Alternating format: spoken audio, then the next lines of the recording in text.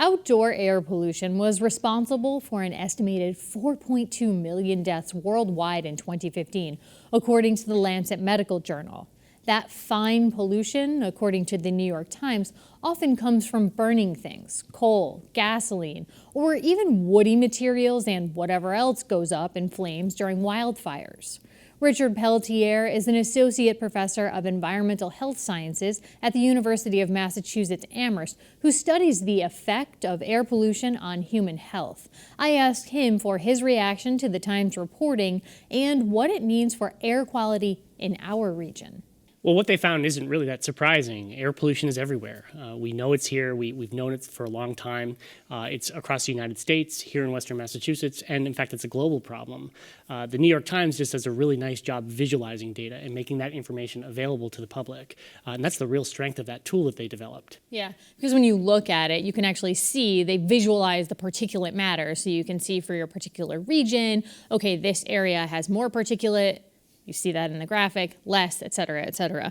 But in the report, they talk about this concept of micrograms per cubic meter, which I know it's language you're very familiar with, but the folks at home might not be so much. When you talk about that unit, micrograms per cubic meter, can you give us a sense of what that actually looks like? Well, the technical definition, a microgram is a millionth of a gram, which doesn't really have much meaning to most people. But if you took a grain of salt, for example, and could divide that grain of salt up into about 10,000 pieces, that's a microgram, one of those pieces. So just teeny tiny little sliver of that. Tiny pieces that you can't see. They're microscopic. You can't see them without a microscope.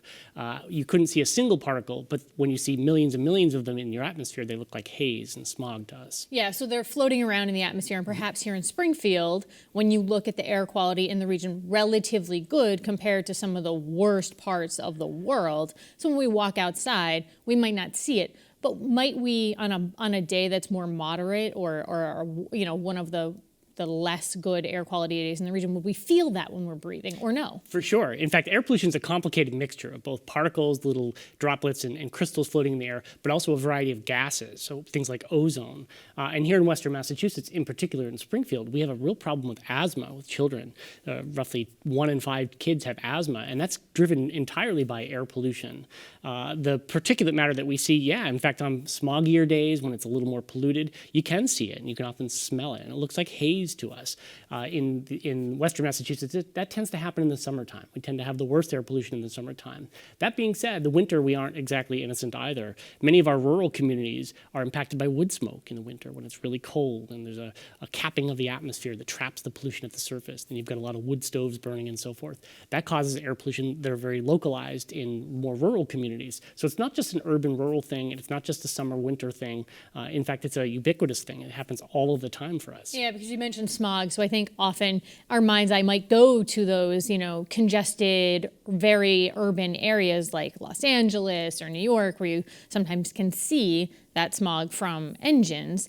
But you just mentioned wood stoves. Other areas, other things in this area that are driving air quality that we might want to think about? Well, we have 2 issues in Western Massachusetts. One, we have some local sources, cars and trucks and wood smoke, factories that are they're producing pollution. But we also are subjected to pollutants they're coming from upwind sources, primarily New York City, the Ohio River Valley, and unfortunately, the northeastern part of the United States is kind of affectionately known as the tailpipe of America, because a lot of the pollutants that are generated in the eastern half of the country exit through the country through the Northeast, and we suffer from that. So that contributes to our air pollution burden as well. It's not just all local. There are, in fact, pollutants that come from somewhere else. Circling back to the New York Times reporting on air quality that we started talking about, there's a tool there that allows you to very specifically target a community. So I looked at Springfield for us, and it said, you know, on a worse day in Springfield, it's considered moderate air quality. So that's 28 micrograms per cubic meter per that reporting. Does that jibe with the research that you do? For sure. We see that there are really no parts of the country that are completely clean all of the time. Springfield is no exception.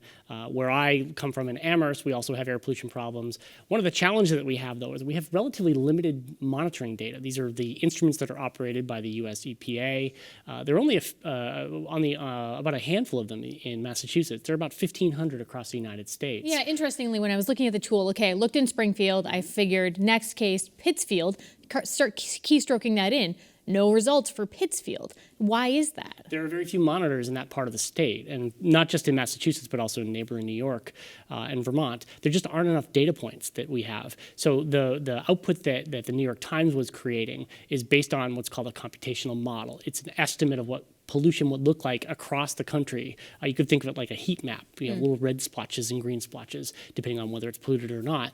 It just happens that Pittsfield falls outside of that range where we have data. So but interestingly, Chicopee pops up twice then.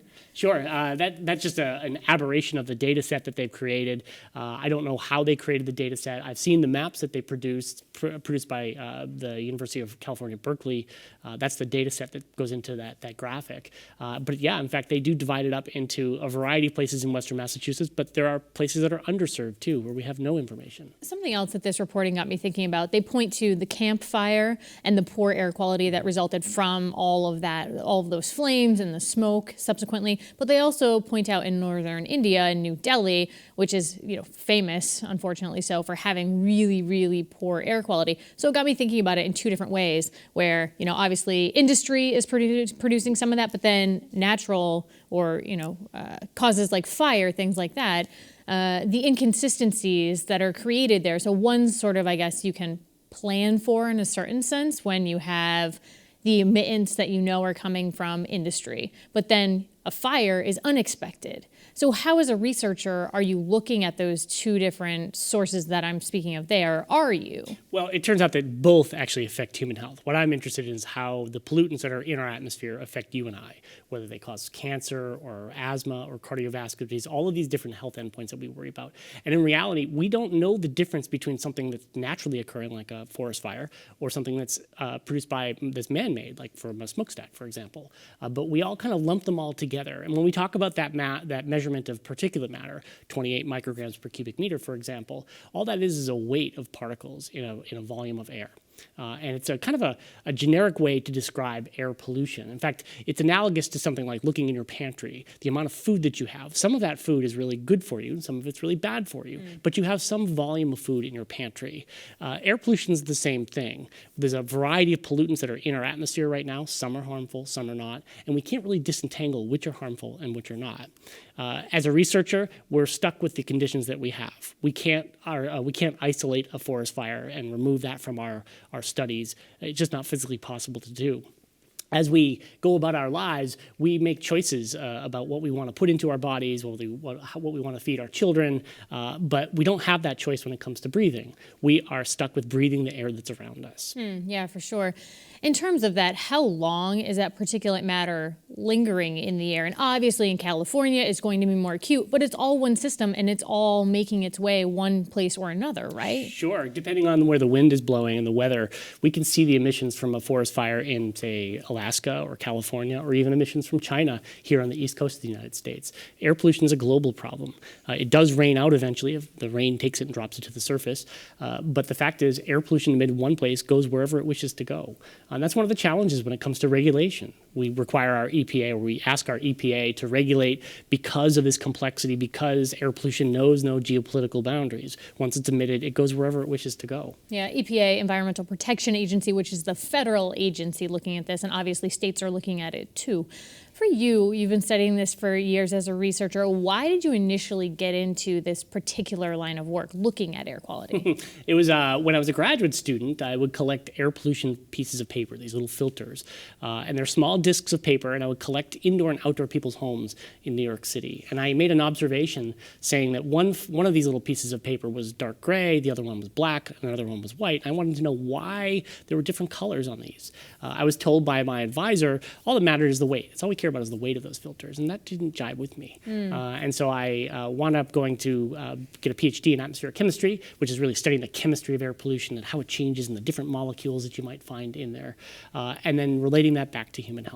I'm really interested in applied research. That is, I want to do research that has meaning for people, that impacts policy, and that protects public health. Yeah, one last question around that issue. Do you think that we're getting better or worse at handling this situation? We're getting worse. In fact, it's pretty clear. A recent paper shows that air pollution in the United States has gone down over the past 2.5 years. In other words, the concentrations that we're seeing are going up the air quality is worsening. And that's a function of regulatory lapsing, people not paying attention, companies that are trying to subvert regulations, and air quality is getting worse for us.